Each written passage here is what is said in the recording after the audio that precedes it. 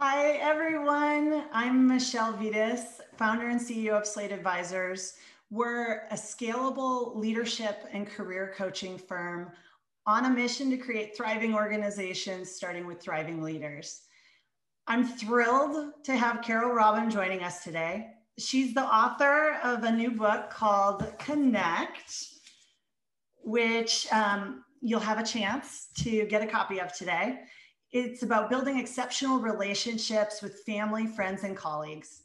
And she was also the faculty director of Touchy Feely, which is an interpersonal dynamics course that was one of my favorite courses at Stanford Business School. I'll share a quick story about my own experience in Touchy Feely over 10 years ago. We had 12-person tea groups for the whole course and did an exercise that was called the influence line. And for this, each person in my group physically lined us up in silence in order of how influential we were to them, from position 1 to position 11. And most of my peers put me in position 3 or 4. And then one of my peers, who was very influential to me, slowly walked me down the line. And I kept pausing, thinking that he was going to stop along the way, only to end up being placed in the second to last position of influence. I felt hurt. I felt embarrassed. I was upset to be placed there, especially by him. And when we debriefed afterward, he shared how I had low influence on him because I didn't share much about me.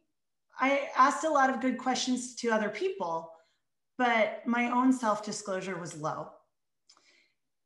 I believed I was connecting through my questions and support, but the disclosures were one-sided. And that was a big aha that has stuck with me. And then fast forward to now, I wasn't sure what to expect from Carole's new book, given that I had already taken her course. And I ended up binge reading the book in 2 days, saw how much I needed the reminders, and recognized a couple pinches that I personally needed to address. So the topic of connection is timely, as we're now a year into the pandemic, with most of us working remotely. This session with Carole is going to be fun. She's going to tee up 4 topics for us and then give you a minute to reflect on your own relationships. It will be a taste of the Touchy Feely course and her book, but your real learning will come in the doing. If you've got questions along the way, feel free to type them in the Q&A box and we'll plan to address them at the end of the session. And stick around to the end to find out how to get your book. So we're giving away 125 of them, by the way. So you will get a book if you stick around.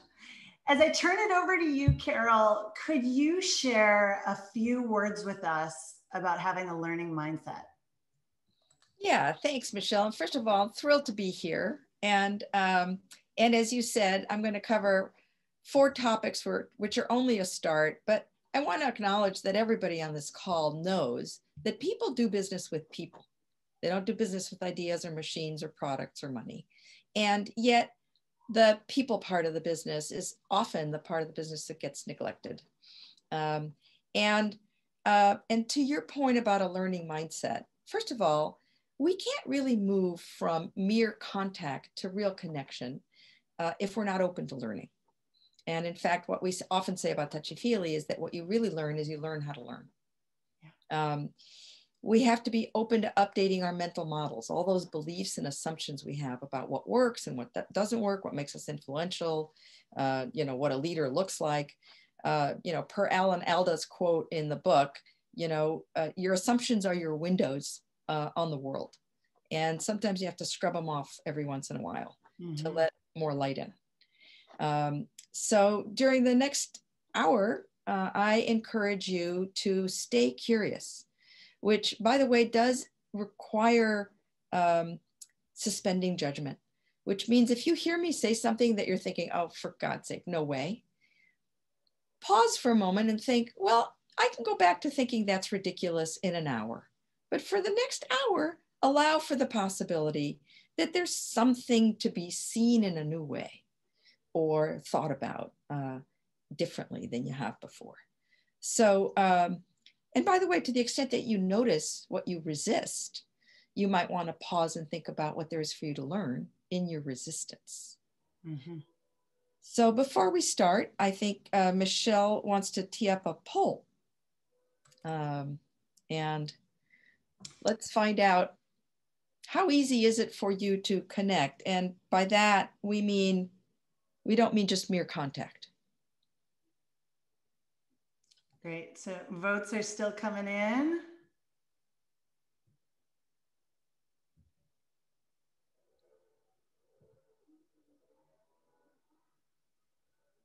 It's often easy to connect with people that are just like us, a little harder to connect with people that are different. So here we go. Runs the gamut. A lot of people are at the 4 level, but we've got, 45% at the 2 and the 3 level as well. Yep. So I would have been surprised if we didn't, with this population and what you all do for a living, if we had not recognized that that most of you, this is part of the reason you're in the job you're in. And I suspect if we were to run this poll with everybody you work with, we'd see very substantially different percentages. So let me start by talking a little bit about the first topic, and it relates, and my hope here is that that obviously there'll be some learning for you, and that there'll also be some ideas for you on how you can help the people in your organization connect even and develop even more robust functional relationships. They all don't have to be exceptional, but you do have to get to functional and robust. So let's start with this topic of disclosure that Michelle already mentioned, that she found out was something that had actually resulted in her losing influence because she didn't engage in much disclosure. So to move a relationship along this continuum from casual to robust and even, connected, we have to be open to allowing ourselves to be known and seen. And that creates more opportunities, obviously, to connect. If you learn more about me, it may turn out that there are things that we have in common that we didn't even know. It creates more trust. And by contrast, non-disclosure costs us. To the extent that you don't tell me anything about you, you give me a chance to make up stories about you. Mm-hmm. And the more difference there is in the power structure between me and you, and the more power you have and the less power I have, the more I'll make up bad stories, especially if I have authority issues. So, so the fact is, it behooves us, especially as leaders, to allow others to know us a little bit better. Furthermore, the closer I hold my cards, the closer you're going to be inclined to hold yours. And then we end up in something we call progressive impoverishment. Nobody wins. Mm-hmm. Now, it's not risk-free.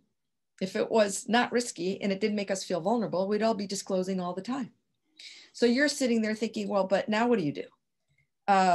Well, we suggest the 15% rule. And the 15% rule, many of you probably are also familiar with it since you're in learning and development, but let me apply it to this idea of disclosure and figuring out how much to disclose. As you know, those of you who are familiar with the model, there's a comfort zone where we don't even think twice about what we're saying. And there's 3 concentric circles, the circle in the middle, my comfort zone. I don't think twice. There's the circle at the very end, at the outside, which is your danger zone. You'd never in a million years think about saying that. But there's this circle in the middle. We call it the learning zone. And it's actually where we learn and grow. We have to step outside our comfort zone in order to learn and grow. But students used to say to me, but Carole, the minute I step outside my comfort zone, how do I know I'm not in my danger zone? And so we would reply by saying, my colleagues and I would say, try stepping 15% outside your comfort zone. Just a little bit. You'll know, your body will tell you almost immediately if you're feeling just a wee bit uncomfortable. But you know what? If you only stretch 15% outside your comfort zone, you're unlikely to freak yourself or the other person out. And even if things go a little bit awry, it's small enough that it's probably reasonably easy to kind of right the ship. And what happens when you stretch 15% outside your comfort zone? Your comfort zone gets redrawn. It gets a little bigger. And then you're willing to perhaps step 15% beyond that. And as we apply that to disclosure, and it's reciprocal, we learn that much more about each other, and we end up in a much stronger relationship. Now, let me give you an example of this.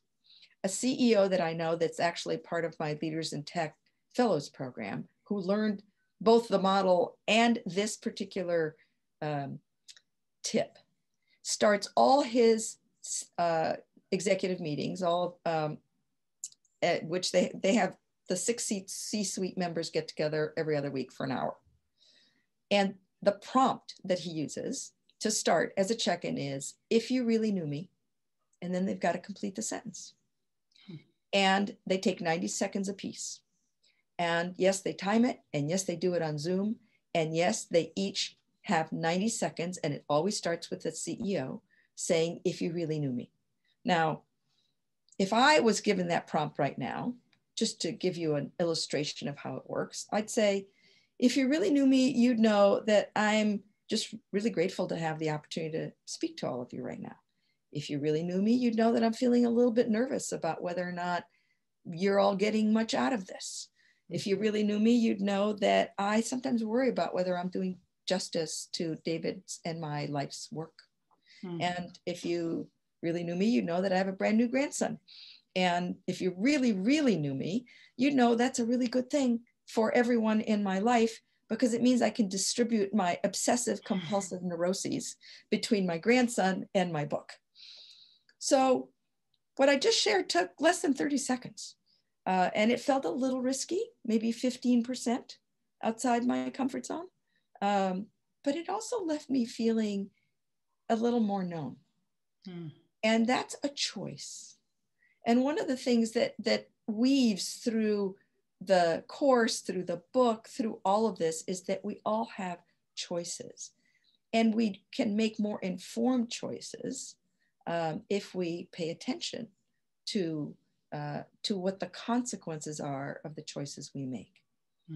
So with that, I'm going to give you all a chance to do your first reflection. So think about, Michelle, unless there was something you wanted to add to what I just said. No, I love that. And I love the example you gave of the 90-second, if you really knew me. That was fantastic. Okay, so your first reflection for about a minute is to think of a relationship in which you want to be better known.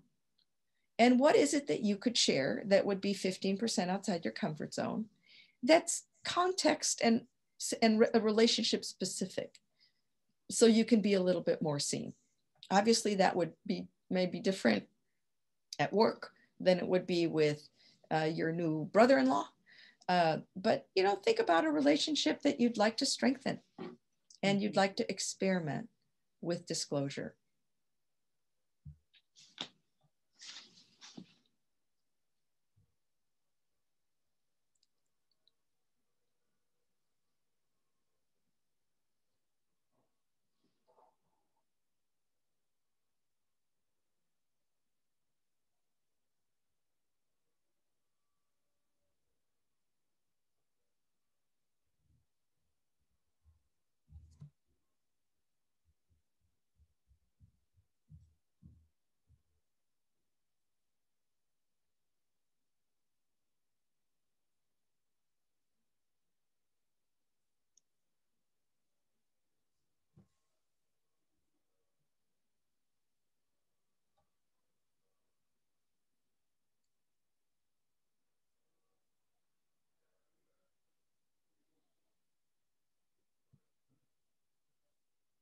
Okay. So I see a question that says, can you over disclose? And yes, the answer is yes, you can over disclose. And we can come back to that one more robustly when we get to the Q&As. And I'd say that many, many more people under disclose than over disclose. And those that are the most afraid of over disclosing are the ones that under disclose. So I'll come back to that in the Q&A. But I didn't want that to linger too long without giving you an answer. So let's go to topic number 2. Topic number 2 is getting to know the other person. So in order to move along this continuum and deepen a relationship, the other person has to allow themselves to be known by you also. So the first thing, of course, is that self-disclosure tends to be reciprocal, the point I just made, which means that your own willingness to be a little bit more disclosing is more likely to invite them to disclose too. Now, while reciprocity is clearly an important element of disclosure, I think it's worth talking about whose job is it to disclose first? Because it's important, especially in organizations where there are hierarchies and power differentials, for the person in the higher power role to recognize that it's an awful lot to ask of the lower power person to disclose. They're already feeling one down. And then to ask them to take the risk of disclosing is not very fair. So I think it behooves leaders to understand that it's in their best interest, if they want their direct reports to allow themselves to be more known, for the leaders to allow themselves to be more known. Mm-hmm. And furthermore, I'd say that it's important for them to not only think about being the initiators, but maybe doing a little bit more than what you're expecting the person in the lower power position to do. Now, for someone else to tell you more about themselves, they actually also have to know that you're genuinely interested. And that's where inquiry and curiosity come into play. And I'm not talking about fake questions. I'm talking about genuine curiosity. And it starts with allowing for the possibility that you actually don't know what's going on for the other person. That you have some hunches, but you actually don't know. The root of the word inquiry is quest, which of course means to search without really knowing what you're going to find. And inquiry and curiosity, and I made this point a little bit ago, require suspending judgment. If you've already decided you know what's going on for me, if you already have decided it's no use asking me why I've done that because you already know, then don't ask. We're both better off. Mm-hmm. But genuine, naive curiosity is likely to encourage more disclosure. Mm-hmm. Now, as we get into inquiry, let's acknowledge that all questions are not created equal. There are open-ended questions, which I'm sure you all know about. And those are the questions that widen the scope of a conversation. They typically start with words like how, what, when, where, how did you come to see it that way? When was the last time that happened? What might we do about it? By contrast, close-ended questions can they narrow the conversation, and they can usually be answered with a yes or no. And they're also often experienced as intrusive. They sound like, don't you think you're overreacting? Mm-hmm. Did you already try that? Didn't you already try that? I thought you tried that twice. Again, not likely to expand, not likely to leave the other person feeling more inclined to share more. Mm-hmm. The other thing I want to say about questions is I want to talk for a moment about why questions. Questions that start with the word why. A why question has an implicit request for justification. Why do you think that? Why did you do that? Why do you feel that way? Now I am driven up into my head and have a need to respond with an explanation. If you really want to know me, by the way, one of the things you want to know about me is how I'm feeling. Mm-hmm. And if we go back to disclosure, one of the things that I want to be able to disclose to you is how I'm feeling. I'm going to come back to the role of feelings a lot, but there's a reason the course is called Touchy Feely, because there's a big emphasis on feelings. And so there's a big difference between saying, what's upsetting you?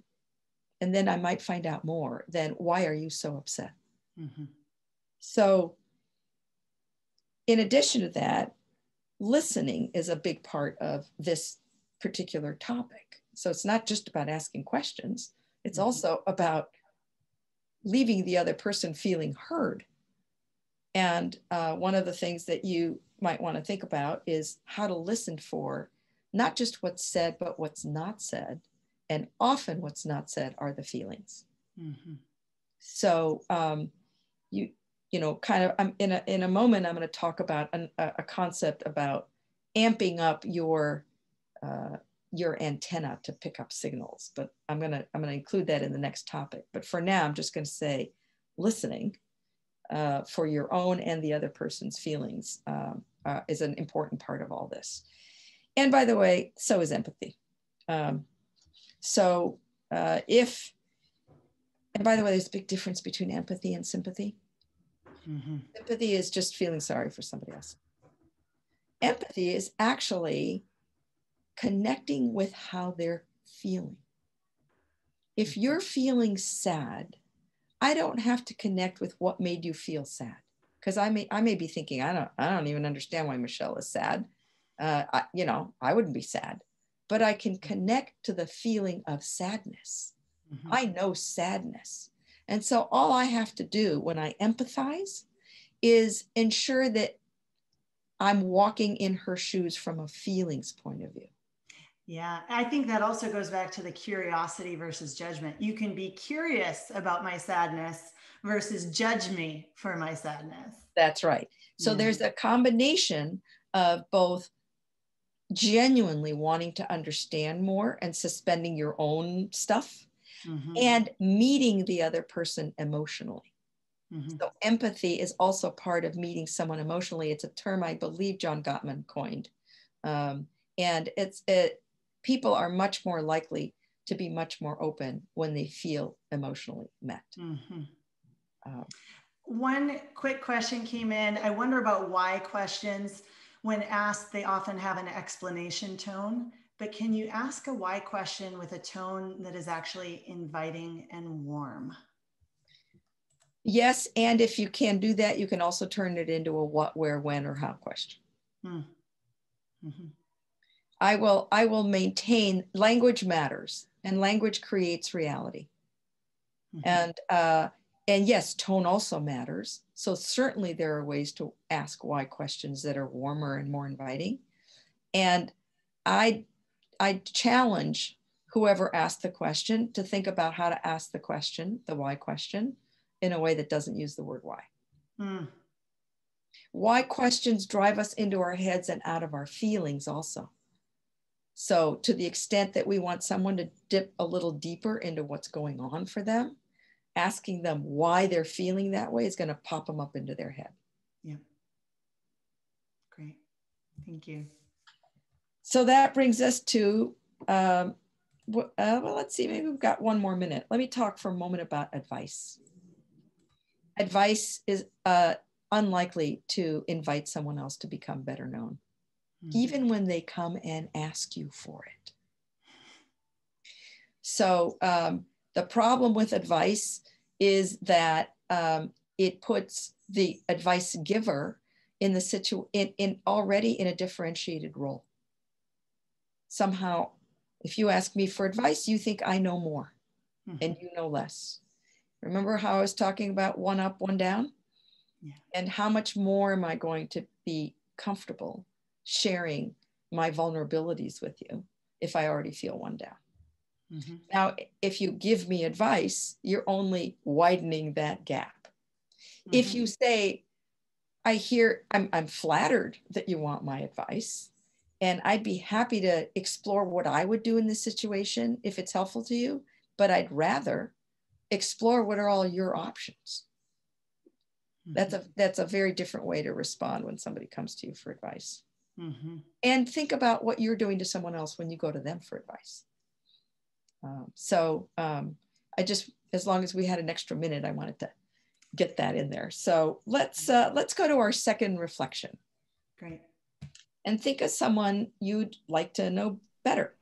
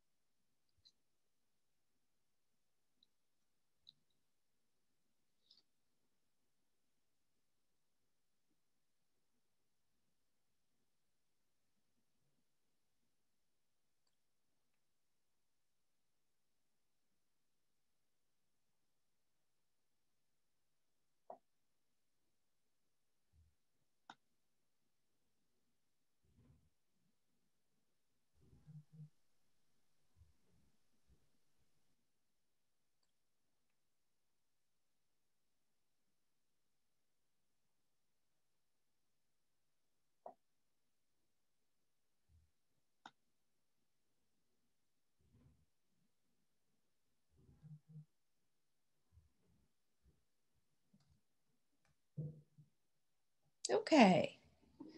So I see the question about what do you do about people that are afraid to be drawn out? And again, I'd like to come back to that in the Q&A. And as a little preview, think 15% for them also. But we'll come back and talk more about that. So let's talk about topic number 3.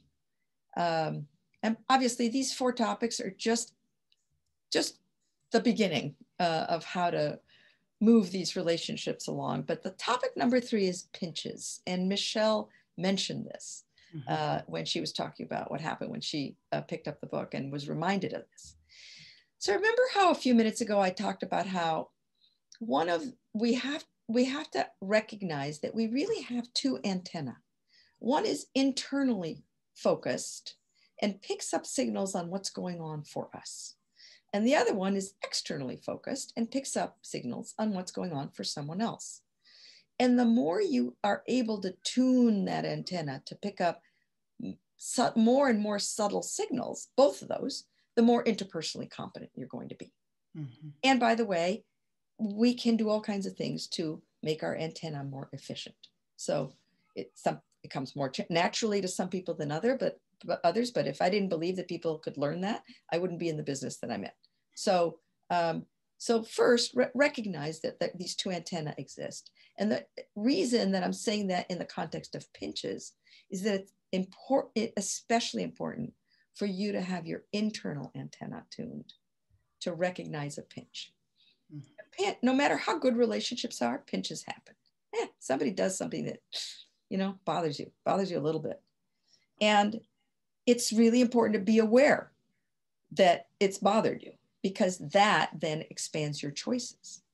If it's a little minor thing and you recognize it and you see it's minor, and it's easy to let it pass. And if it's the 4th time you've recognized it happening and you recognize that it's now feeling a little stronger than it felt the last time, you now have a choice to raise it. So a lot of people don't raise pinches because they think, oh, I don't want you to see me as thin-skinned, or it's not a big deal. The next time you think it's not a big deal, I'm going to make this point with regard to feedback also. It's not replace the pronoun it with I, you, or we. I'm not worth it. You're not worth it. We're not worth it. And then ask yourself again whether you don't want to raise it. So think about whether or not, because if raised early, if I'm doing something that's mildly annoying and you tell me, well, then I can have a choice about whether I keep doing it. But at least I know I was mildly annoying. If you don't tell me, I'm just going to keep doing it. You're going to get more and more annoyed. And then it's going to turn into something we call a crunch. And crunches are a lot harder to address. So as pinches grow, we also develop stories about the other person. And if we don't express them, you know, oh, you know, that's the third time he's cut me off while we, you know, in the middle of a conversation. He's just trying to dominate. So that doesn't serve anybody. We tend to make up stories, and we tend to make up negative stories in the face of pinches. So one criteria to use when you're caught up in a pinch on whether or not to express it is to think about whether or not your orientation is, I'm going to raise this pinch in service of our relationship. Mm-hmm. I think we're both going to be better off if you know. And by the way, when we ask people, do you want people to raise pinches with you? They always say, oh, yes, absolutely. And then same thing's going to happen when we get to feedback. And then when we go to raise pinches, then we get all weirded out about whether or not we can, should, etc. Yeah, and I just want to add one thing to that. So in the book, you talk about how when pinches are caught early, neither party is emotionally hooked. So yeah, I want you to raise it because it's not a big emotional interaction for us if you raise it early. But exactly. Once it festers and becomes a crunch, it's a lot harder. It's a lot harder. Yeah. Which is going to take us to our last topic, but not before we give you all a moment to reflect. So your third reflection is, do you have or have you had an unexpressed pinch with someone? And if you were to raise it now, how might you do that? And as you consider that, think a little bit about what is it that holds you back?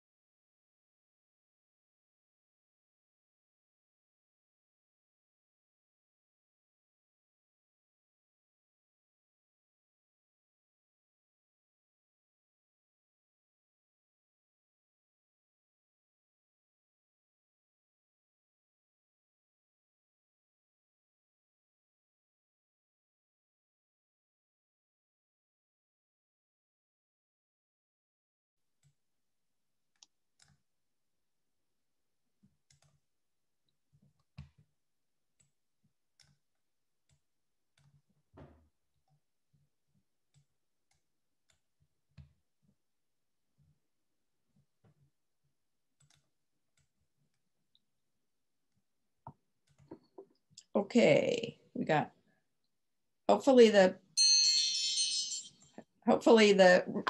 said statements did the trick for y'all. So let's go on to, and I see some great questions coming in, which we will definitely get to and have plenty of time. And in fact, the question that just came up about relationships that are calcified and family members, I'm about to give you an example when we get to feedback of a family member example. So let's talk about topic number 4. Carole, do you want to do the poll quickly? The pinch poll. I forgot we had a pinch poll. Sorry. Let's do it. Okay. So the question is, which reason best describes why you would hold back on expressing a pinch? It's not worth it. I'm afraid of where the conversation would lead. I'm not good at this sort of thing. I've tried before, to no avail. And the answers are rolling in.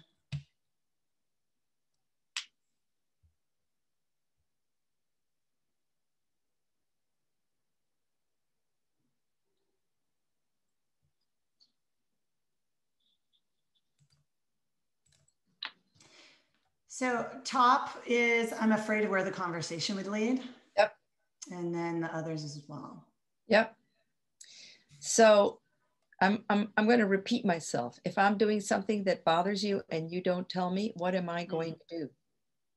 I'm going to keep doing it. Mm-hmm. Now, what I think you're saying when you say, I'm afraid of where it might lead, is I'm afraid it's going to escalate.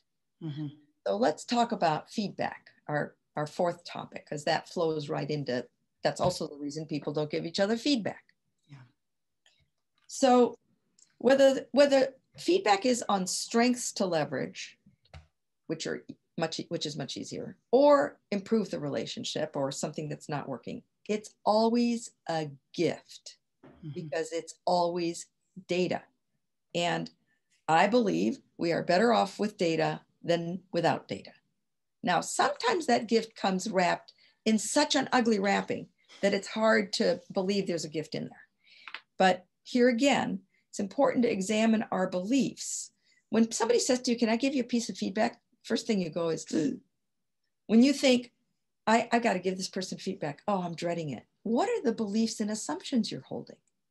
You're thinking this is going to be bad. And that's because most of us have experienced, either on the receiving or giving end, bad feedback. Mm-hmm. That's because most of us don't know how to give feedback well. And what we do when it goes awry is we stop doing it. That doesn't make us better at it. In fact, we get worse and we say less. And saying less just keeps me in the dark if you don't tell me. And it's also collusion. It means I keep doing what I was doing that was not working. So to the extent that anybody, a team member, a family member, a friend is doing something that's detrimental to your relationship or to the team, and you don't say anything, you're colluding. Think about that the next time you don't want to say anything. So let's talk about why we have such poor outcomes. That's because most of the time we aren't very skilled. And this is a very large topic in Touchy Feely. It's a very large topic in the book. You've all been trained on feedback and how to give feedback, and still a lot of people don't do a good job of it. So there are a couple of reasons. One of them, I believe, is that one of them is these beliefs and assumptions we hold. But the other one is that people don't understand that in any interaction between two people, there are three realities. And they don't understand the concept of something we call the net. Mm-hmm. So in any interaction between two people, there are three realities. There's my reality. Well, let's keep it this way. Let's do it this way because I'm going to give you an example that'll work better.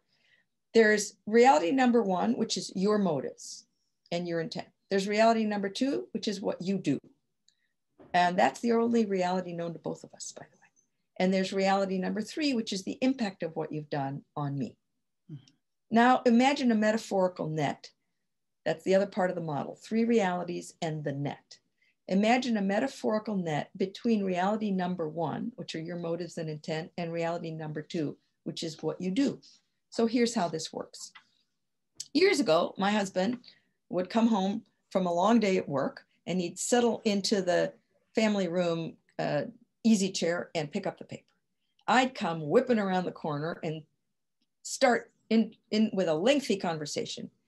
He would grunt and make no eye contact in response. That's reality number two. We would all say that was what happened if we watched a video. So I'd say, you're not listening, which of course is over the net. I'm not in his head. Mm-hmm. And I'm playing in his back court when I say, you're not listening. And he'd respond by saying, yeah, I am, and continue reading the paper. Mm-hmm. I'd say he wasn't. I'd say he was. We'd get nowhere. Okay. Then I'd escalate. How can you not care? You're so insensitive. How can you not care? By the way, a lot of people have been taught I statements. I feel that you don't care is the same statement, and it's got no feeling word in it. Mm-hmm. Those are over the net. I am imputing a motive. I'm labeling him. I'm making up things about him. And then what happens? He gets defensive, rightly so, because he's one of the most sensitive men on the planet. Mm-hmm. And he says, of course I care, dismissively. Again, things escalate and we got nowhere. It wasn't until I learned to say, honey, when I speak and you don't look up from the paper and you make no eye contact and the only response I get is a grunt. You all know that. That's behaviorally specific. Mm-hmm. I don't feel heard. Now I'm on my side of the net. Mm-hmm. And when I don't feel heard, I feel distanced. and I feel hurt, and I feel less inclined to be there for you in the way that I think that I want to be there for you and that I think you want me to be there for you. So that was entirely on my side of the net. I only stuck to the two realities I knew, his behavior and its impact on me. And that allowed us to move into the purpose of feedback, which is a problem-solving conversation. The purpose of feedback is not to change somebody else. The purpose of feedback is to provide data that creates an incentive to move into problem solving. In our case, he needed time to unwind and wanted 30 minutes. I was desperate for adult interaction. I'd been home with a toddler and an infant for all day. And I wanted his undivided attention in, the minute he walked in. So we settled on 15 minutes and we had a productive feedback exchange. Yeah, and you stopped making up a story about what was going on for him. Exactly. Yeah. And he stopped being defensive, rightly so. So, feedback goes awry when we're not behaviorally specific, which means anybody watching a video would have said that's what happened. And when we don't stay on our side of the net. So here's the simple formula we always give our students. When you do X, insert behavior. I feel Y, insert feeling. Back to feelings. It's why we had to develop a vocabulary of feelings that was part of the syllabus that we gave the students and that's in the appendix of the book. Because both when it comes to disclosure and feedback, in the absence of feelings, you're only conveying half the information. And in the case of feedback, you're going to be over the net. I feel that is going to be an attribution or an imputed motive. I feel like there's no feeling in there. Yeah. So in the case of disclosure, there's a big difference between my saying, my feelings give meaning to facts. If I tell you I went whitewater rafting, well, that's a fact. If I tell you I went whitewater rafting and it was exhilarating, you've learned more about me. Yeah. If I tell you I went whitewater rafting and it was terrifying, you've also learned more about me, but you've learned something different. And feelings also help you understand the intensity of something. There's a big difference between saying I'm miffed or I'm annoyed and I'm angry and I'm furious. So that's why the vocabulary of feelings, by the way, has it mild, moderate, and intense feeling words. Yeah, and I think it's worth calling out the vocabulary of feelings. It sounds kind of elementary, but when you start to get into this, I realized my starting point for a vocabulary of feelings was actually pretty narrow. And I needed to broaden my vocabulary and I needed to be able to name my feelings more specifically. Yeah. So it's super helpful. And if we'd had more time, we'd have done a whole we'd done a whole topic on feelings and how they're socialized out of us. They're socialized out of us when we're young, and we're really socialized to leave them in the parking lot when we get to work, which I'm happy to talk about more in the Q&A and the cost of that. But for now, one last thing about feedback. Feedback is a 3 for the price of 1. You will learn something about how your behavior impacted me. I stop and learn a little something about me, like, wow, I didn't realize I was so spun up about that.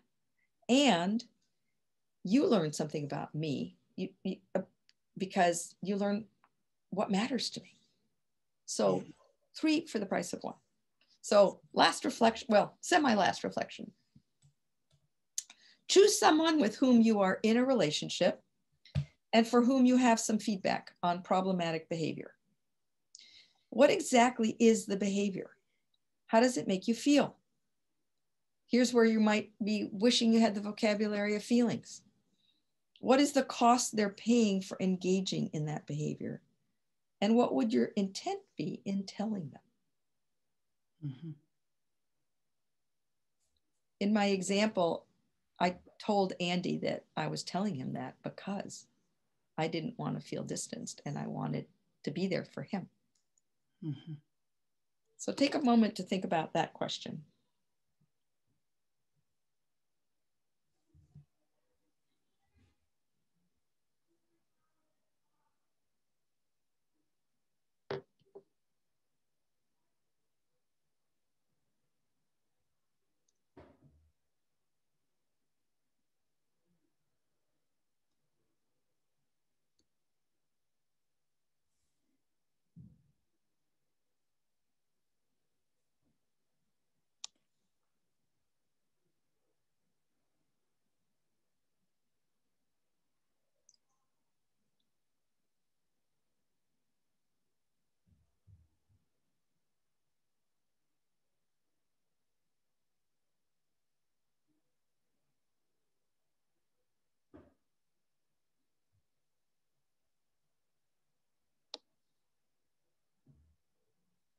Well, we got a lot of good questions. Okay. Let's come on back.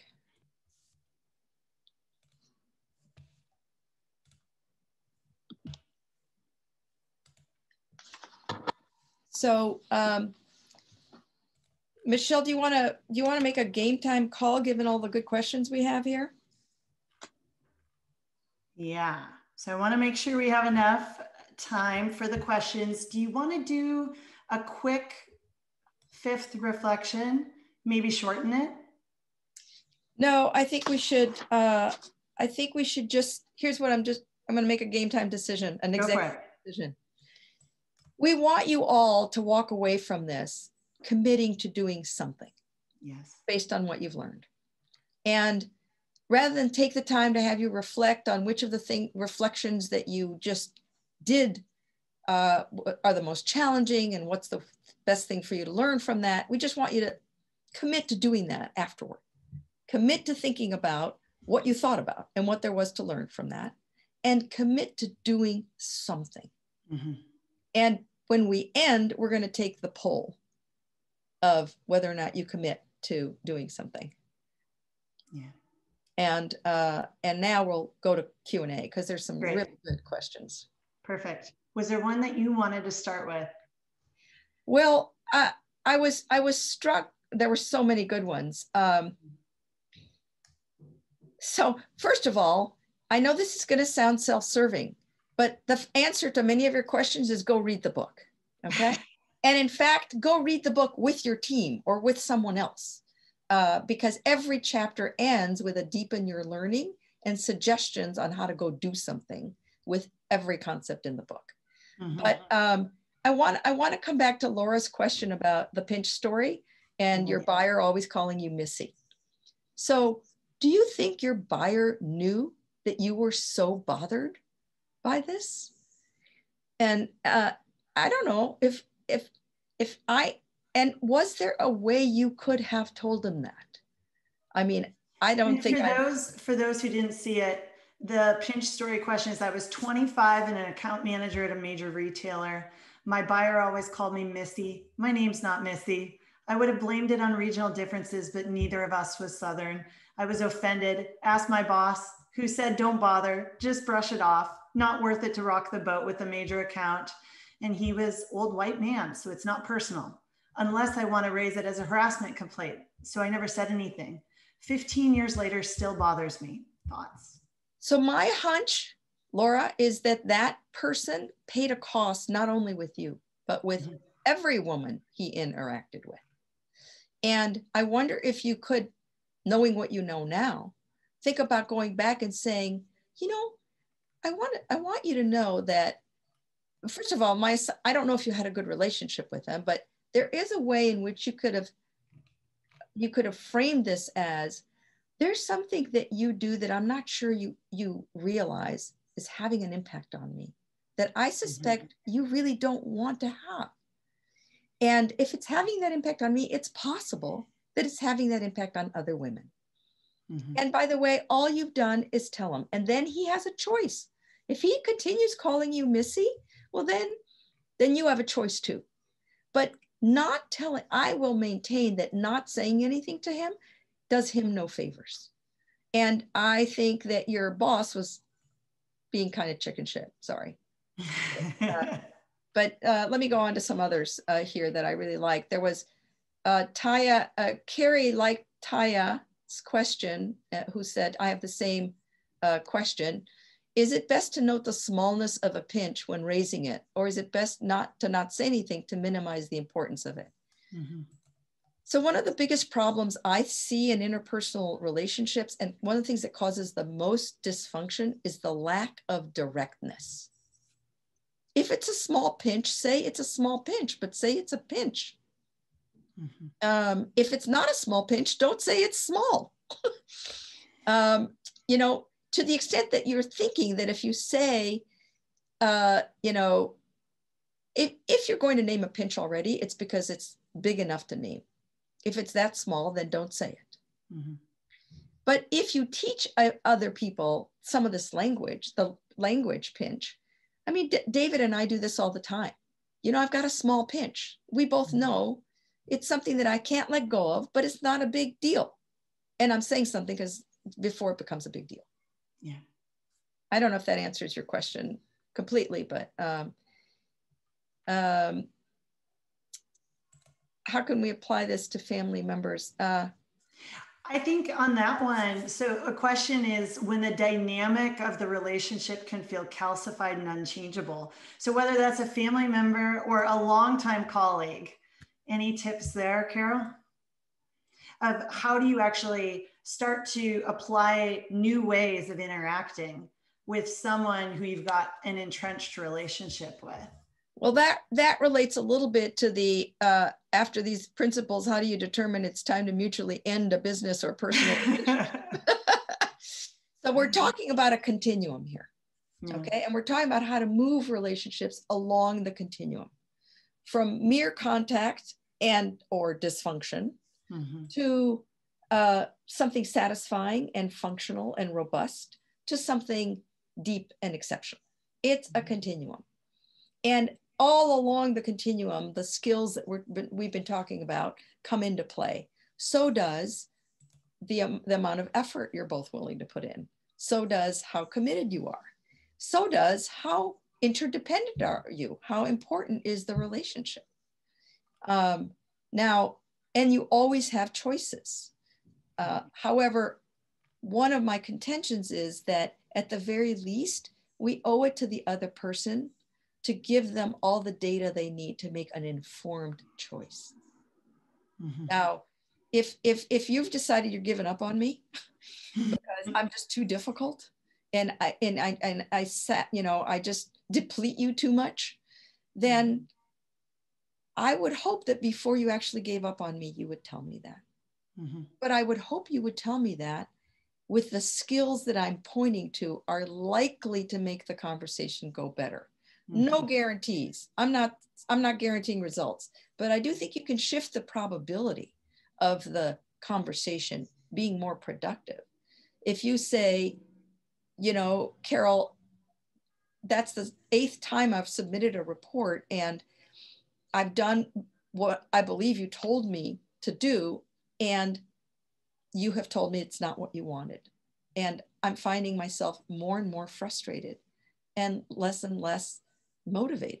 And I don't think that's what you want. So can we talk about how we keep falling into this trap where I keep giving you something that I thought was what you said you wanted? Remember, move into problem solving. And stay on your side of the net. And stay on. Don't make up the story. And make sure you include your intent. Gosh, I don't want this to be the way we're interacting. What can we do about it? Especially if you value the relationship. And if you don't, and even if you don't value the relationship because it's you love the person or you even like the person, maybe you value the relationship because you need each other, especially in business. So I don't know if that helps a little bit, but I do think very few people get up in the morning, look in the mirror and say, I wonder how I can be a more difficult, bigger pain in the neck colleague today than I was yesterday. I know we think they do that, but really there aren't that many sociopaths in the world. People do things for their reasons. And until we get into inquiry and find out what's behind the reasons, what's behind their behavior, and until we get into disclosure and tell them what the impact of that behavior is on us, we can't really move ahead. Great. So I am mindful of time, Carole. Were there any other closing thoughts that you wanted to share? Anonymous attendee, other than enrolling in Stanford, how can I take this Touchy Feely course? I'm going to say 2 things to that. The first is we have a version of Touchy Feely that we offer at Leaders in Tech. leadersintech.org. Look it up. 4 days. And we even have a Zoom online version of it until we can all get back in person that's spread out and over not 4 days in a row. Second thing I'll say is honestly, David and I wrote this book because the publisher who came to us and asked us to write it said, let's see, how is it okay with you that this life-changing, transformative course and the lessons from it are only available to the people that are lucky enough and privileged enough to get into the Stanford Graduate School of Business. That was 4 years ago. And that's when David and I, who had been resisting writing a book because we knew it was going to be a lot of work, looked at each other and said, I guess it's time to write a book. Great. So in closing, I'd like to challenge each of you to step out of your comfort zone just a little bit, 15%. And that really is the goal of this session, is not to just have a fun workshop, but to actually come out of it with an action that you commit to taking, and be willing to take the risk of making a mistake as a learning opportunity. To help you move to action, you will have an option on the wrap-up survey to be matched with 2 other participants who are on this call for a 30-minute trio meetup.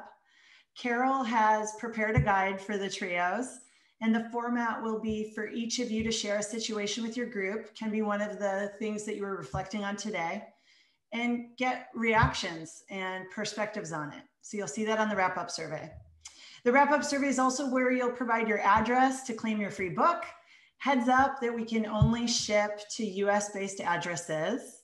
And read it, put it into action, and buy it for your teams.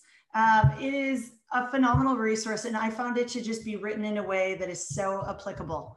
At the end of each chapter, you have a chance to reflect on your own relationships and put that into practice. As Carole mentioned, you can reach her via the website leadersintech.org. Feel free to reach out to her if you want to invite her to speak to your teams. And I invite you to reach out to me on LinkedIn. My team would love to be a resource to you, especially as you may consider introducing leadership coaching to your mid-level leaders. It has been such an honor to spend this time with you, and I just want to thank you for that.